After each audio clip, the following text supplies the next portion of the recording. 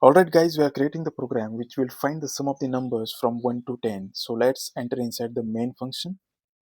First I will create two variables, int I and sum equals to 0. Okay. After that I will use the for loop.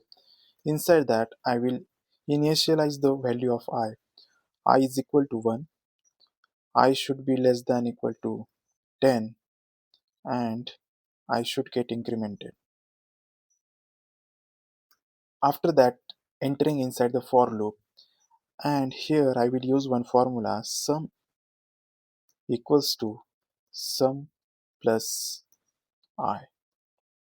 Now I want to display the sum, so coming outside the for loop and using the printf function that will display one message, and that message is sum equals to, using %d because we have the integer data type, and that %d will represent the sum. That's it. Our program is completed. It's time to save and execute.